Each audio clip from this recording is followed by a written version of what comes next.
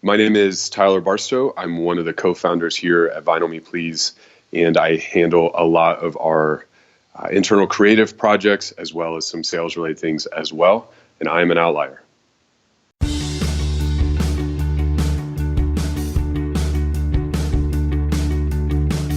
Welcome to Outlier on Air with Ever Gonzalez, the show where we interview the founders, disruptors, and mavens of the world. Learn how grit, failure, and success are all a part of the entrepreneurial journey. Hey everybody, welcome to Outlier on Air, the podcast where we interview founders, disruptors, and mavens. As always, I'm your host, Ever Gonzalez. On today's episode, we have Tyler Barstow. He is a co-founder of Vinyl Me Please. Tyler, welcome to the show. Thanks for having me. I'm excited about this. Good, so are we. I'm a big fan of what you're doing, so having you on the show was a no-brainer, so we're glad you accepted. Before we really get into the nitty-gritty of your background, what you're doing now, tell us where you're calling us from. Yeah, I'm calling you from the Vinyl Me Please offices in Boulder. This will be probably the last interview given from these offices. We are moving into new and exceptionally greener pastures in Denver. I think really? in February. So you're leaving the Boulder area to Denver? Yeah, we grew a lot in this year. We went from like 6 people to 15 in 2016, and so the office that our first official office that we've had for a good while now, got way too small, way too fast. So. Which is a good problem to have. Trying to get out of a lease, I guess, for office space for the reason of having more employees is a good reason. Good. I think so. Yeah, well, so we're excited. The question was going to be, and I guess now to be a two-parter, what has it been like working out of Boulder with what you're doing exactly? I mean, what's the entrepreneurial vibe there, the startup scene? The startup scene in Boulder is pretty intense in a good way. I think Boulder punches above its weight from, I would say maybe from like a population perspective, as far as how many really high quality entrepreneurship, both program/incubator things are here and also startups themselves.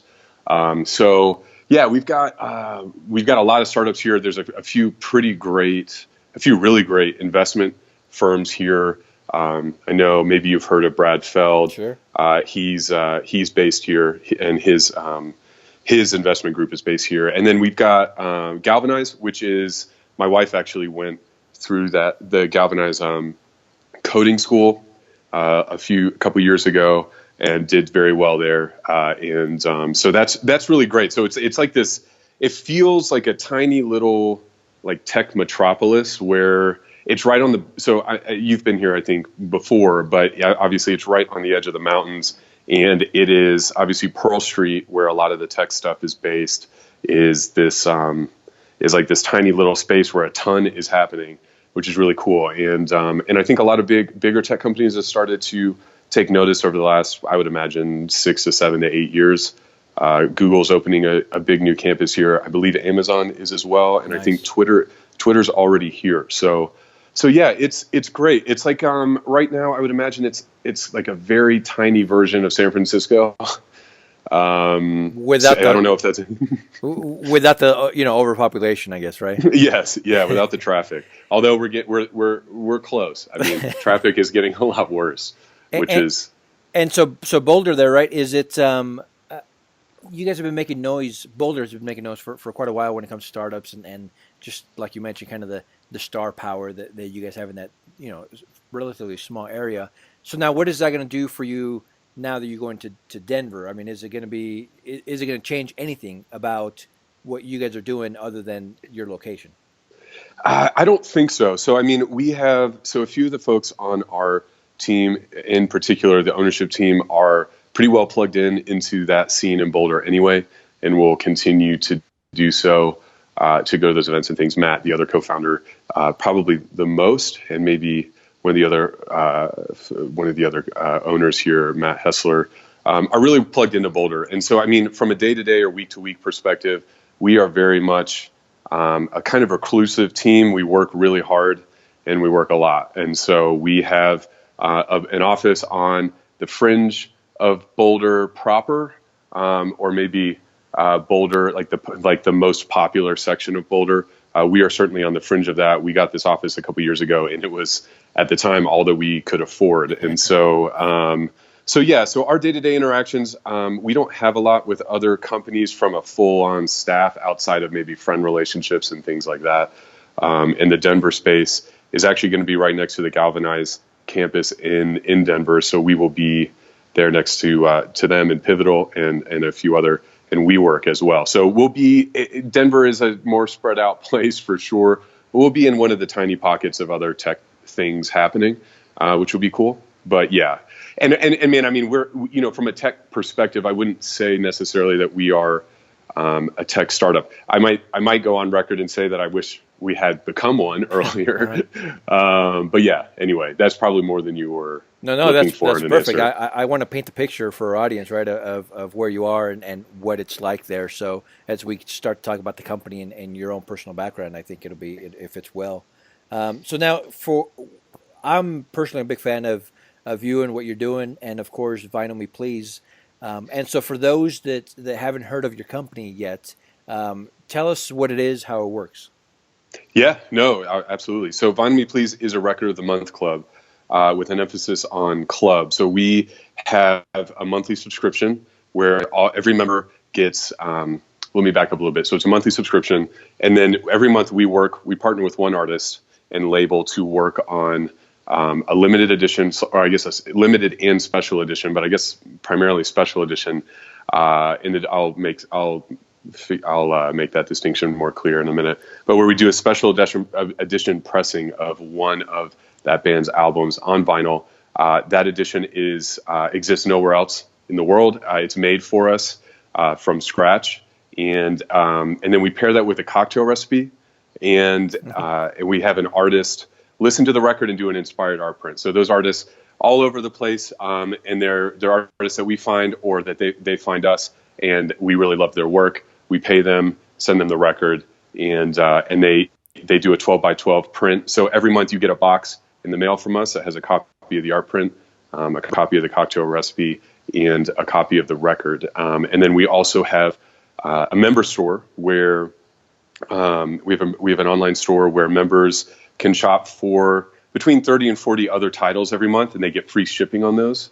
And our pricing there is always a bit below Amazon. So if you're a Vinyl Me Please member, you can get really great pricing on other stuff. Those are a combination of other smaller run exclusives that we do for Vinyl Me Please. So, we've worked recently with Young Thug and Moses Sumney. And, the list is huge at this point. I guess if I started jumping into it, it'd go on forever. But we do 4 or 5 of those a month, exclusive to Vinyl Me Please members as well. And then you can go and, the new XX record will be in there. You can buy that. And then we do reissues as well. So all that to say, we've built this. It's essentially a service that lets you freak out about albums in particular. So we chose, and maybe this is leapfrogging a little bit, but we have rooted everything in vinyl because we love albums and we think they are the central art piece to music. And so we have we've continued to build this membership around giving people opportunities to celebrate records and stock up on a bunch of stuff that they're really excited about. There's something special about being able to hold a record in your hands and seeing the artwork and just kind of, I don't know, even the smell a little bit. Has that always been the case as far as people admiring the actual artwork and the pictures and all that stuff, or is it just because we haven't seen it in a while, right? Because we did away with it for the last few years. Yeah, totally. Vinyl is a weird thing. I think that it's a little bit. Vinyl is a little bit like watches, I think, and I'll get to why in a second. So with vinyl, it used to be that vinyl was the most convenient way to listen to anything, right? It was the only way, really. Mm-hmm. And it's kind of incredible to me that it ever existed, right? Vinyl, the mechanics of vinyl are fascinating to me, and that they actually work. I know that sounds so banal, but it's incredible to me that this tiny little metal needle basically just goes along a bunch of bumps, like wax bumps, on this thing, and then it makes music. I don't know. It's like freaks me out sometimes still that it actually works. But yeah, so I mean, so that happened, and you're right. I mean, the CD happened, and that, like, that along with a number of other things for a while just removed the need for vinyl as like an accessible item. Like, it wasn't the easiest way to listen to music anymore, and so a lot of people didn't need it. They could put a CD in their thing, and then, you know, they could download, like you said, they could download songs and all these other things. So I mean, I from that perspective, I think that vinyl has gone through the same life cycle that a lot of products have the opportunity to go through. And when I say products, I guess maybe even mediums is what I mean by that. But where, like, they existed for a very particular, like, necessary function, and then some of those, like, hit this cycle where they come back around because because of the way that they make people feel, because of a time or a place or whatever that they harken back to, right? So, for instance, like, watches have certainly done that. There's tons of ways to tell time now, and yet people continue to love wearing watches. Sure. Even analog ones. So I know that there's smart watches now and all that stuff, and that's cool. But it's just fascinating to me that, like, people still buy. I don't even know what nice watches are. I'm not a watches person, but, like, I don't know, Timex or whatever the thing is. I don't really. I'm not really like I'm not a stuff guy in that way. But anyway, like, that's something that I always think about, because I think vinyl. You're right about that. There's an experience with vinyl that that there's like an inherent ritual in the medium itself. So you have to go and buy a physical thing from a place and you take it home. And you can buy them online, obviously, from us or Amazon or lots of other places. But the fact that I think you say, I love this album, and now you have this physical manifestation of that album, maybe, and that operates almost in kind of an artifact-ish way, where you can now put it on display. Your friends come over and they can go through your library, but what they're really doing is going through your music taste, right? Like, people don't come over to your house and scroll through your iTunes library. That's right. And I'm not saying that people like vinyl because they're narcissistic. I'm just saying that I think there's a tactile nature to vinyl that makes it feel like you have a particularly meaningful connection to that artist and that album, right? Because it looks like albums and their packaging take a lot of work to put together. And I think they take a lot of work to listen to. And so I think that there's an inherent sense of, I don't know, worship sounds like a little bit much for this interview, but, like, there's an inherent sense of, like, paying respects.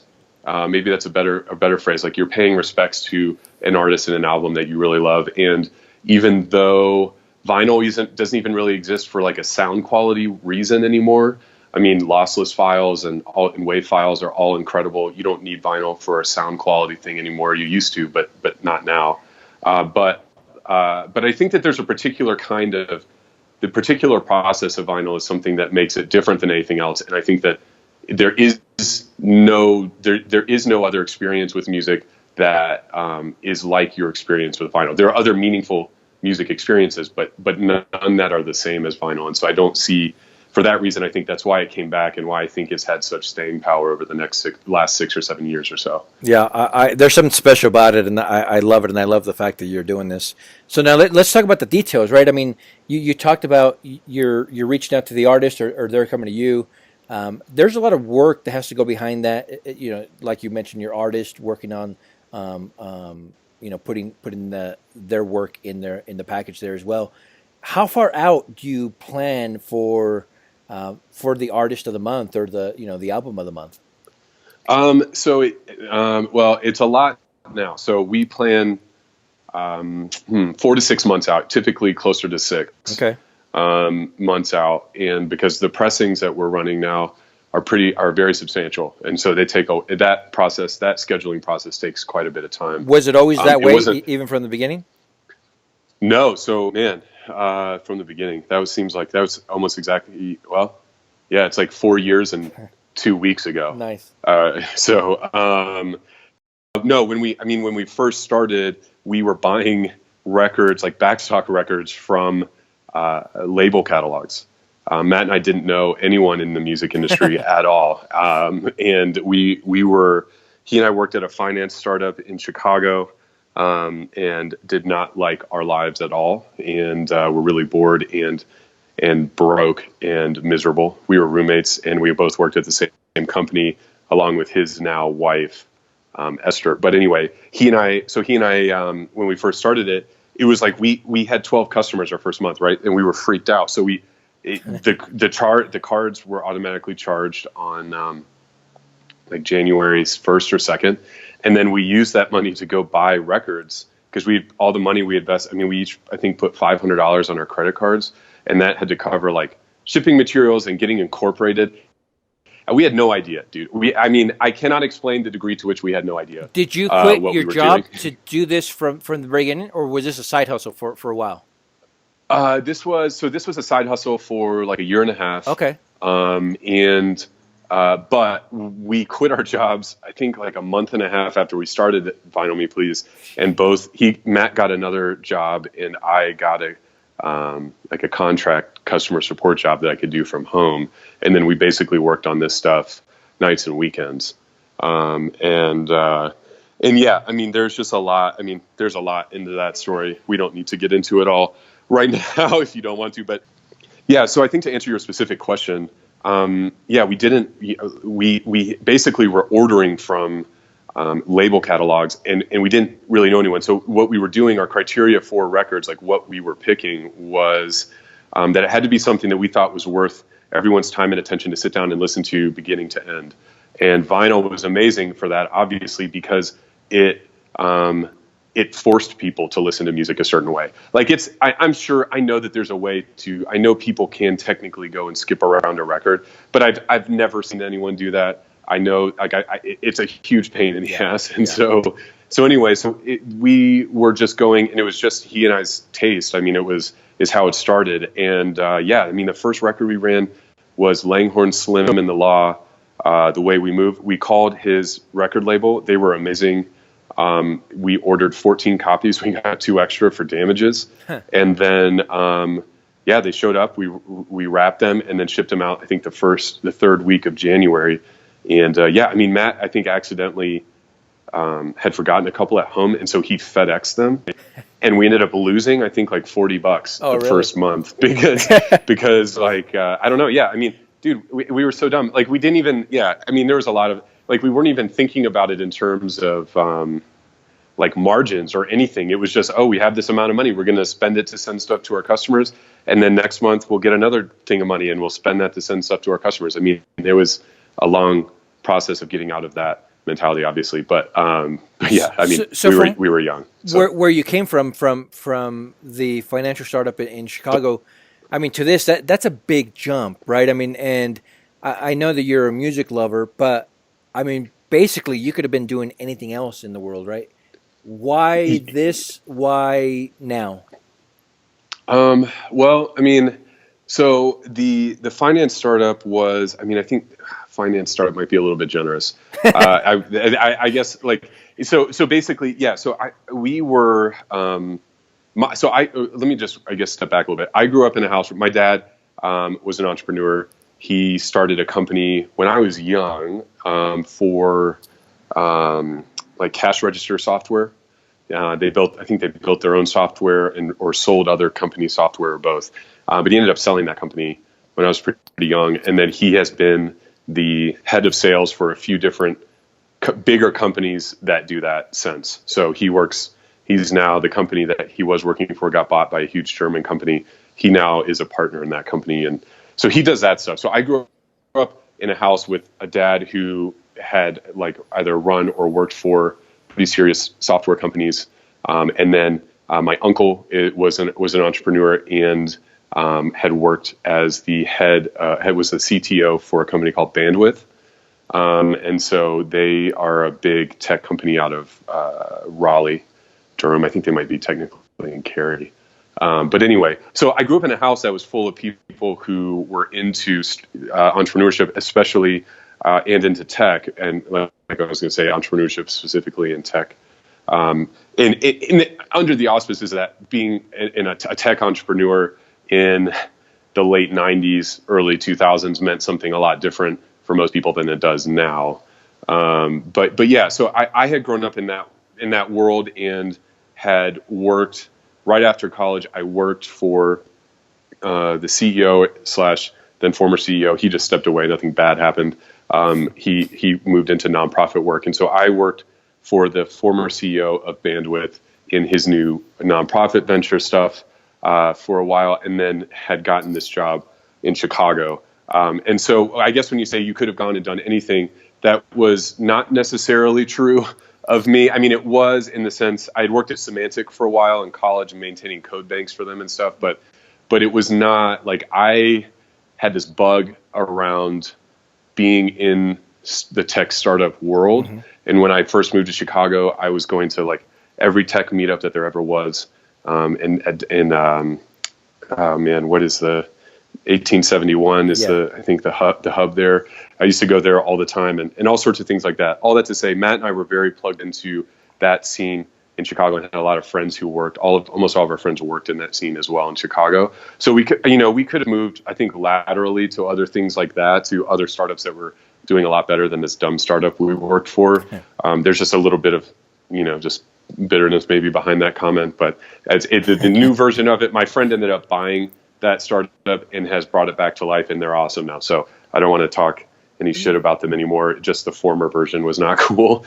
Anyway, that was a super long answer, but basically when we left there, I worked for someone that I was friends with at the time, and doing customer support work. And I think I literally was a little bit of a deer in the headlights. Like, what do I do? What do I do now? Because I think, so when we started this was 4 years ago. So I was 24, about to turn 25. So I'm about to turn 29. So I was 24. I had this weird bug where I thought I wanted to live in every city, every major city in the U.S. I wanted to be working for every type of company, and I had no focus whatsoever. And I also did not have a lot of like hard skills. Like I couldn't show up to a company and say, I'm going to build you a new website, or I wasn't like a JavaScript developer or anything. Like I couldn't. And so I felt really insecure, to be honest with you. And I knew that I really wanted to start a company, but I didn't know a lot about what to do. And I didn't know like what my role would be at that company, if that makes sense. You know what I mean? Like I was very much a jack of all trades who was like 70% okay, 70% good at a lot of different things, but not a master in any, right? Anything. Yeah. So I was freaked out. So I just kind of was in a holding pattern for a while, and we just were doing Vinyl Me Please on the side. So okay, so I like I mentioned before, I'm a big music lover. I love baseball, right? I can't see myself working in baseball or in music, two things that I love more than just about anything else. Just because, then it becomes a job, right? For you, you're a music lover. Now you're running this company. Does it take a little bit of the magic away, or does it increase it, or what's your relationship to the actual music now, right? Because I mean, now you're running a full-blown business with employees and payroll and taxes and all that stuff. What's it like now? I love it now. I think I love it now more than I ever have. There's a lot that goes into why that we don't have probably time to get into now. But man, yeah. So I think I guess the thing for me is like I've always loved music, and I think the thing with Vinyl Me Please was that, or has been that, it has been this process through which I think it has been in many ways like this coming of age process for myself and for Matt, in our own ways, where I think we have, over the last 4 years, because of this company, been put in a lot of places, a lot of different situations, that were both incredible, like these unbelievable things where you're there and you're like, what the hell am I doing here? How did this happen? And then the same questions, but in a bad way, right? I mean, I think that like there is, I don't know. So that whole process, I guess, has been something where I have a really deep affection for working in music, even though I guess anyone who works in any industry would say that industry is like, not what people think it is, or very difficult for all these ins and out reasons. That's true of I believe everyone who ever says that. It's true of music. It has a lot of great things and a lot of bad things about working in it. and a lot of things that make it a particularly difficult space to work in. And so I think I have like a lot of affection for Vinyl Me Please. I think in the same way probably, so I've only been married for 7 months, but in the same way that I think that I am already starting to have like the same kind of affection for being married, where you have all this shared experience and all these different things that are both really good and really hard and whatever. It's like you get to the end of the days sometimes and it's like, man, we have been through so much crazy stuff. This is wild. And it's like this bonding thing. And so in that sense, I feel like I've almost bonded with music on a way deeper level because of Vinyl Me Please. It's a great answer. Than I used to when I just, and I don't say when I just listen to it like as if that's less valuable than how I participate with music. I just mean my relationship has deepened and changed with music because of that in a way that I didn't think was possible, I guess. Who gets to pick the artist of the month or the album of the month at the company? Is it a group thing? Is it somebody in charge of that? Is it you? Yeah, no, it's not me. Cameron, he was the first person after Matt and I to start working for Vinyl. He worked for Vinyl Me Please. He worked for a long time with basically no money. We were paying him, I think, $400 a month. Really? Like I think he worked for free for like 6 months, and then I think we were paying him like $400 a month for a while. And anyway, I mean, he had a family and everything. It was insane. So anyway, he is our head of music. So he's head of all of our label relations, and he is in charge of curating our member store and curating our monthly features. And so it still operates it still operates by committee in the sense that like we have like full on team meetings to go over. So, I mean, we're finalizing our June record this week or next Monday, I think. And so, he has a score sheet that he sends around. So he has different categories that are weighted different ways in an Excel sheet. And like everyone has to listen to all the candidates, 2 or 3 times. Oh, really? And come up with scores. And then we have a big meeting and we hash through all of it. So he provides direction for that. He also, puts a certain amount of emphasis on certain titles sometimes. So there have been times where we have not needed to have like a committee meeting and a huge process. Like when we found out that we could do Jay Dilla's Donuts record, there wasn't a long drawn out thing. It was just yes. But then there's been other months where there have been like legitimate like yelling matches or at least intense arguments around different things. And like people have like, if we do this record, I'm going to leave. Oh, really? Stuff like that. Oh yeah, man. Well, they're passionate about it. That's awesome.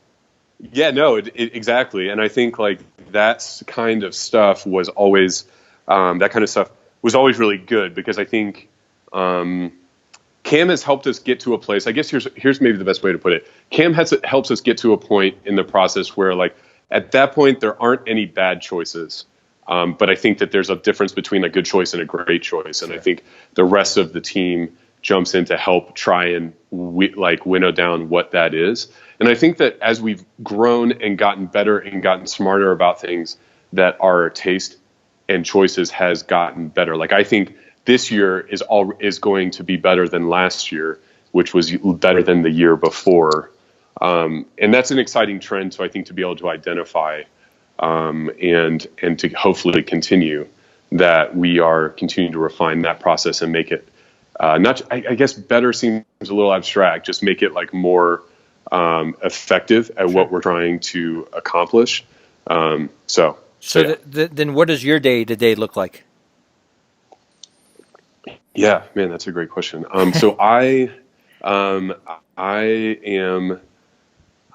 our podcast, which is now up to 4. We're piloting a show, and then we have, so we're doing about 12, like between 8 and 12 shows a month on our podcast. So I head that up.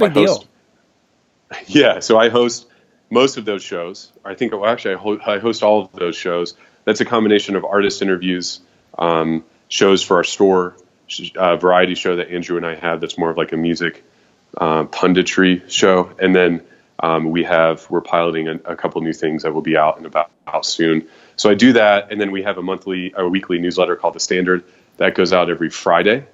And I write that entire newsletter every week.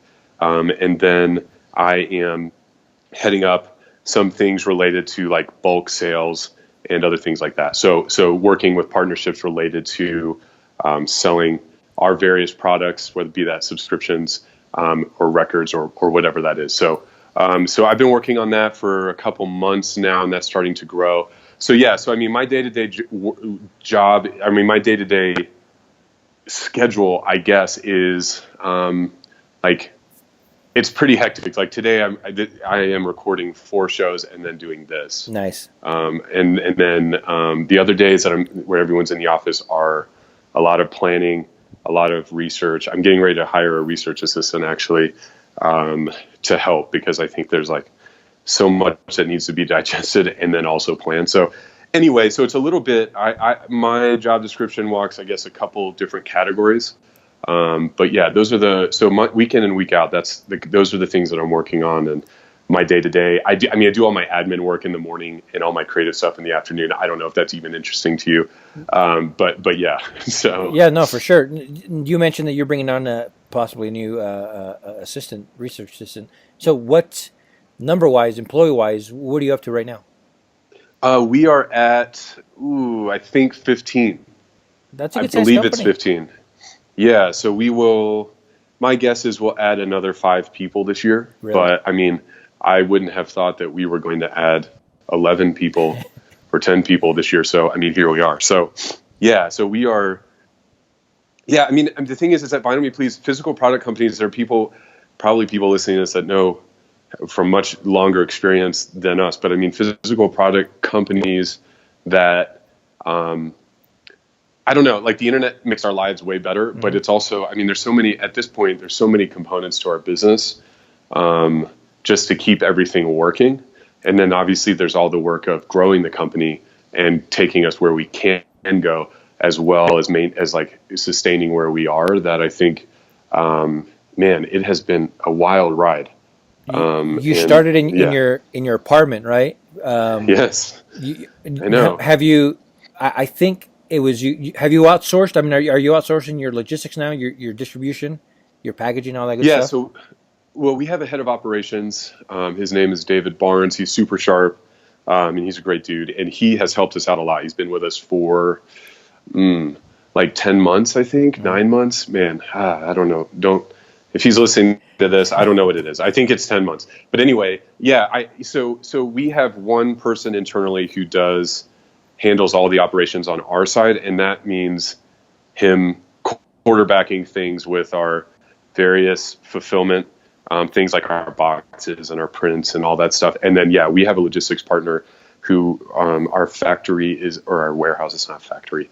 Our warehouse is in North Carolina. Nice. And so he'll be growing that out. I think we might be opening up like a West Coast thing for that. Anyway, there's a lot of stuff happening this year operations wise, but dude, it's wild how much work it takes to be like, I want to press this record on vinyl and send it to someone, and then what that whole thing entails. Well, we're glad there are people like you that are doing it, because we certainly enjoy it for sure. Yeah, totally. Well, I appreciate that. Thank you. You started with, I think you mentioned 12 subscribers your first month, right? And that's where the money is. So what did you do in the beginning? Because you were still trying to figure everything out, let alone bringing in subscribers. What did you do in the beginning to grow your subscriber list, and what are you doing now if it's different? Man, we had a couple of friends who were advising us in the beginning, and we didn't listen to them very well. Our first year, we went from 12 to 300, and we hustled that out basically through our Chicago networks. We used to throw these parties where we would charge $10 a head. We throw it in a restaurant, $10 a head. It was we get a keg of nice beer, and it would be $10 a head for all the beer and all the dessert that you can eat and drink. And we would, I mean, there was a few months where like that was how we made money. We would make like a few grand from that. All right. And and then we would, we'd make $700 from our subscribers or something, or at the most. And then we, so we did that, and that's how we spread the word as well. and in any city like that, obviously there's like an echelon of news outlets and things that will pick up stories about pretty much every size company, along the way. So if you're a tiny company, there were people that would interview us because we were a tiny company. And then like we had friends in tech and they would tell their friends, and we went and presented Vinyl Me Please at one of those like startup night things where you pitch your company and stuff. And there were people there who were like, this will never work.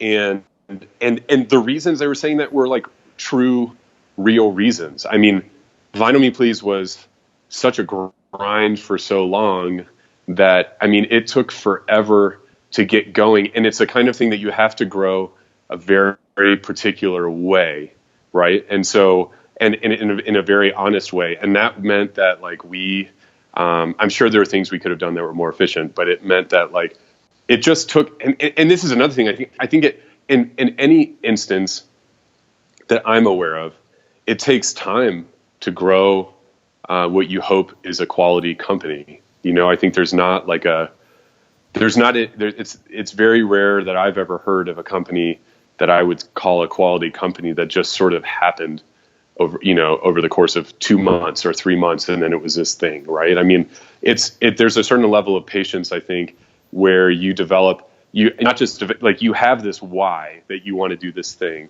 and you keep your eye on that during a lot of crazy things. I mean, that kind of operates, I think, when you're growing your company as this like true north, because so much weird stuff happens when you're starting a company and then growing it again and again and again and again, that like there's always some new thing going wrong or possibly going wrong. There's always stuff to get stressed out about, I feel like, no matter what. And there was, I think, when we were first starting it kept feeling like I'm going to get to a point where the stress is going to go away, and that just isn't a thing.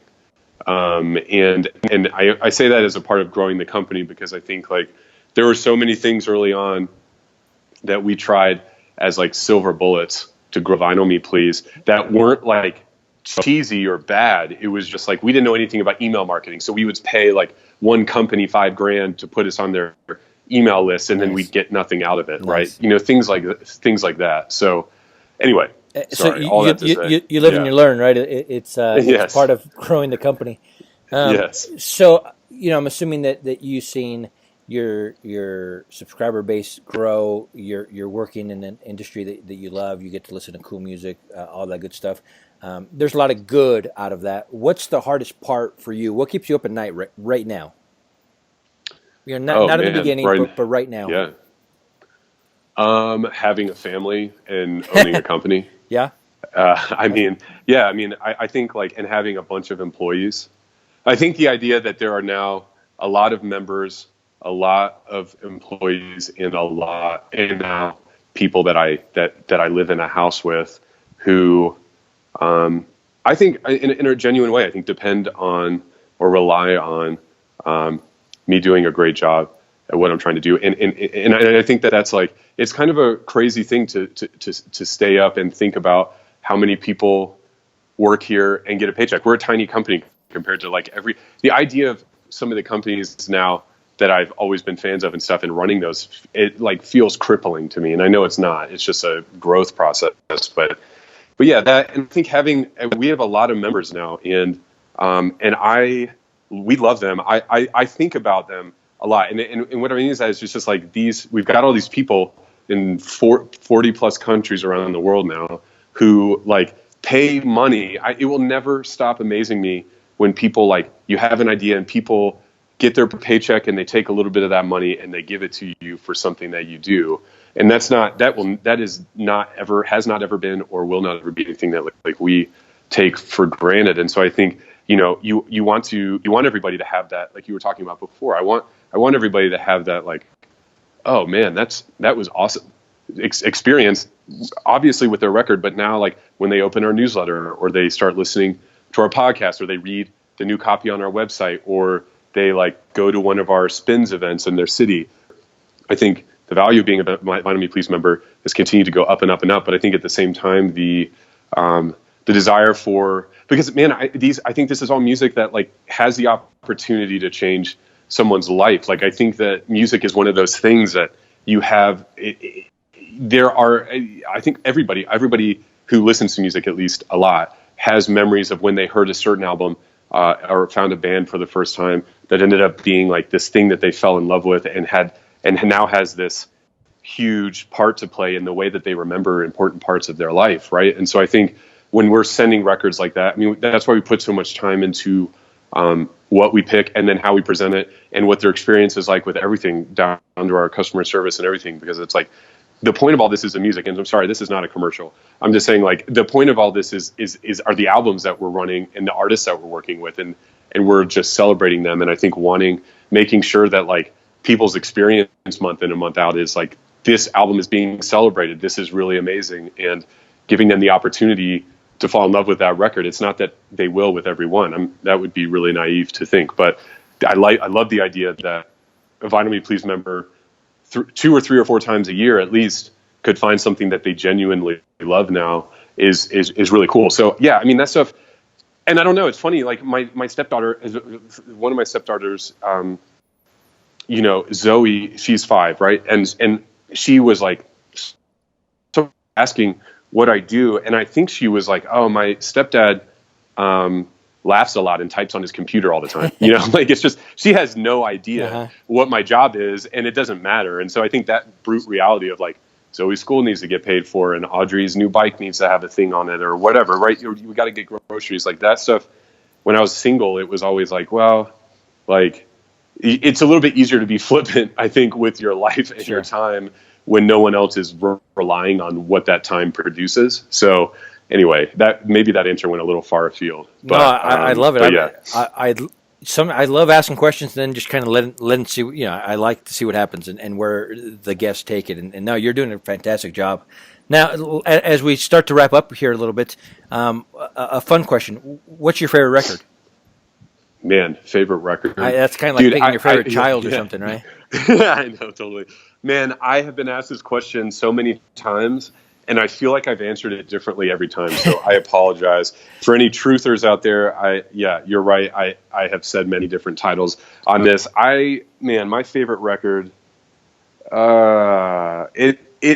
It feels like the truest answer is Boxer by The National. There have been other answers to that question in the past, but I think that's, we played that entire album during dinner at our wedding. Oh, really? At the reception. Yeah. I mean, the DJ, I was annoyed. The DJ, I don't even need to get into that. The point is he played it out of order and it was stupid. But the point is like, but yeah, I think that is my favorite record. I'm cool going on. I'll go on record as saying that. No pun intended. So next time we hear you say something else, we're going to call you out on it. Yeah, man, we're going to come see me. Right. Totally.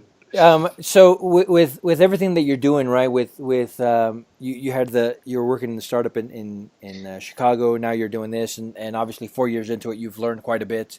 For our audience, younger entrepreneurs, they're into their first or second startup.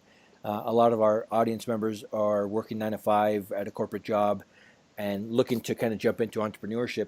So with that being said, with your experiences, what can they take away from you and from this episode that can help them either get started or keep them going and get into the next level? What can they learn from you? Man, there's a lot of things that they could learn about not being an idiot from me, because I have been one in almost every imaginable context. Let me think. I mean, I think so. There's I guess one of the things is that there's this idea, I think, of like discovering what you were created to do, right? And I think that and there's like a lot of maybe self-help stuff that's around that. And I think that a different component to that, I think that things like that I had a lot of ideas like that in my mind. Like, I need to find out who my true self is. And I need to find a job that lines up with who my true self is and what my calling is to do. Like, this is a really important decision that I'm making. And to be honest with you, I really think that like that is something that you sort of figure out and maybe never actually land on at any point in your life. And I think that a better criteria for is like stuff that you're excited about. And we throw the idea of passion around. Like, I don't know that you need to be passionate about something in order to do it, or even in order to quit your 9 to 5 job. to do something. I think something that's really interesting to you, like an example might be, maybe you have an Amazon Echo at home, right? And you're like really jazzed about AI stuff. And so you can take some, I don't know if this is possible, but you can start learning stuff around, I want to develop for AI or whatever it is. It doesn't matter. There's like a bazillion things, because the internet's amazing. There's like a bazillion things to be interested in. And I think that if you find something that, that like it keeps your attention and gets you excited, I think that that's probably a better indication of what you, maybe not even should be doing, but could be doing if you wanted to. I think the idea around some of that stuff that keeps people, or I don't even know who I'm saying by people, I think it's like a made up group in my mind, but has the opportunity to hinder people from making a step in a direction that they'll find more fulfillment in, is this idea that like successful people, rich people, I mean, I'm not rich, but like, I mean, my point is like successful people, and whatever criteria you use for success, that those are people who feel the same way that you feel all the time, even if they are successful. Sure. I mean, I think the idea of feeling inadequate or insecure or afraid of things or whatever it is, I mean, that set of feelings extends through every echelon that I've ever heard of quote unquote success, whatever that means. And so I think from that perspective, like the idea of humanizing what you want to do is a really helpful thing for me. Has been even recently has been a really helpful thing. It's like I used to get really nervous, and I still at some point always will, but I used to get really nervous whenever I would meet famous musicians or famous people. I haven't met a bazillion famous people, but it's happened enough times where I would like freak out, right? And you think that it's like this huge momentous thing, and then you meet them, and then you say dumb stuff because you're nervous, and then later you're laying awake thinking about it, yep. And you're like, man, that person is just me, and they started doing something that they were interested in, and they got good at it. And I think that criteria is helpful because, like, dude, there's a lot of people who started in their like 40s or 50s or 60s and then became really successful at something. There's people that have done that in their teens and 20s and 30s. I think the age doesn't matter. It's just that idea of, all right, the real courage, I think, is taking a step towards something that you're interested in and saying no to other things. I think that is like the first amount of courage that stuff takes. There's nothing courageous about being like, I'm going to wait until the day until I feel like I could be Mark Cuban in order to start moving towards being Mark Cuban, whatever that would even possibly mean. Yeah, you don't wake up being Mark Cuban, right? You have to work Mark Cuban. Yeah, Mark Cuban worked his ass off at a bunch of a lot at stuff, and he's right. I mean, I think he said this before. I think that like your first project being a success, like especially a big success, and like involves a certain amount of luck. But I think that Tim Ferriss said something that I always stick with me, which is that successful people tend to underappreciate luck, and unsuccessful people tend to overappreciate luck in the process of becoming successful in anything. And I think that that's useful. And for me, I've been all over the map. There have been times at the company where I've been like kind of checked out and just out of my head and lazy and ineffective. There have been times where I've been very effective and very sharp. And I have started with my daily routine over the last 4 months or so, been slowly working on my daily routine. And there is nothing that any amount of advice that I could give around anything other than like learning how to take ownership of your time and yourself. And like, that doesn't mean I don't do a bazillion push-ups. My wife is a fitness person and whatever. I don't do that. I started, getting up really early or slowly over time, getting up earlier, going to bed earlier, reading more, having more, all these things. We don't need to get into that. I'm not a self-help guru or something, but I'm just saying like that, of all the things that I have tried to implement in my life, that has put the most, benefit to my personal bottom line than anything else. And I think like a foundation like that, then it's like, anyway, I don't mean to ramble about all this. It's like I feel like I'm maybe just ranting at my 24-year-old self. But no, I think that there isn't. I think it's easy to buy into a lot of exceptionalism, and you look at like a business person in the same way that you might like an NFL player. But like anyone who's playing in the NFL has been doing like has been committed to something and orchestrating their schedule around something for a really long time. Like they didn't wake up and get drafted into the NFL. Yeah. And I think that like this idea of exceptionalism hurts some people because a lot of times it's not communicated with incrementalism. And I think incrementalism is like the most incredibly beneficial thing for anyone of any age. Like the idea of waking up and trying to be 1% better is like digestible. It meets you exactly where you are in whatever cubicle or corner office or home office or wherever you are. It's like you can always pick something and try and get 1% better at that. And like over time, it returns like really logarithmic benefits to you, and you don't know where that could end up. You know what I mean? So anyway, I love sorry it. for that sorry for that super wordy thing, but that's just like, yeah. No, that's great advice. I completely agree, and I love it. Focus on the 1% first, right? Instead of trying to, like we mentioned, instead of trying to wake up being Mark Cuban, work on the 1% day after day. That's good. That's good stuff. You're going to continue to grow and consistently get better if you focus. And it's easier for us I can wrap my head around 1% better tomorrow and 1% better the day after that. That's good stuff. Last question. What is all of this going to look like in 3 years? Right? Vinyl Me, please. What is it going to look like? Yeah. Well, our goal has always been to be the best music club ever made. And that, I know the club aspect is the essential piece of that. And I think we've scratched like 2% of what that looks like. I mean, over the next 12 to 18 months, we will be doing the next probably another, like a pretty a more substantial chunk than 2%. Mm-hmm. But yeah, it will be a place where you can come and connect with music and artists that you love or will fall in love with on a much deeper level. I mean, I think it will be the first music club ever that is actually incredible to be a part of.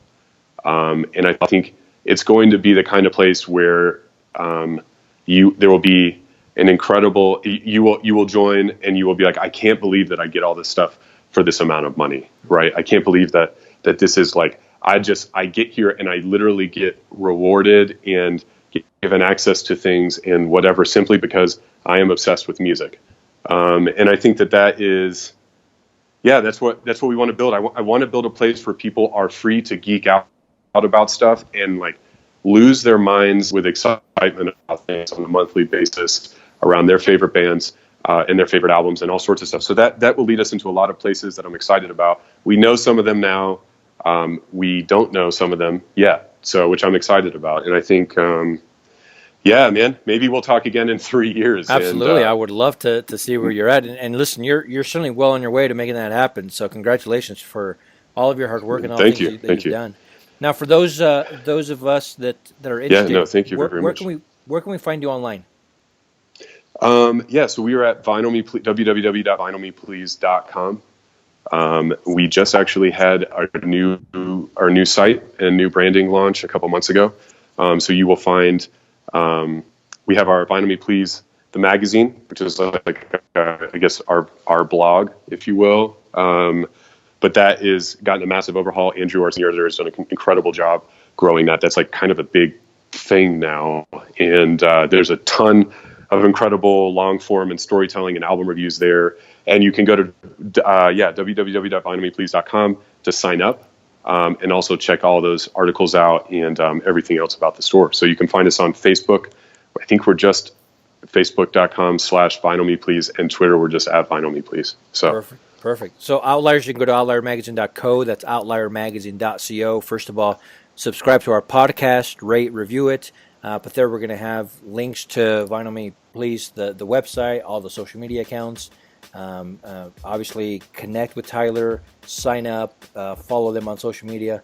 Tyler, hey, this has been amazing. We really appreciate you taking the time to talk to us, for your words of wisdom, for just letting us in to your world. So we really appreciate it, and we wish you much success. Man, thank you so much. Thank you for having me on the show. This was great, and yeah, I'm excited to continue listening to the show going forward. So thank you so much for your time. Absolutely. Thank you very much. So Outliers, we'll talk to you tomorrow.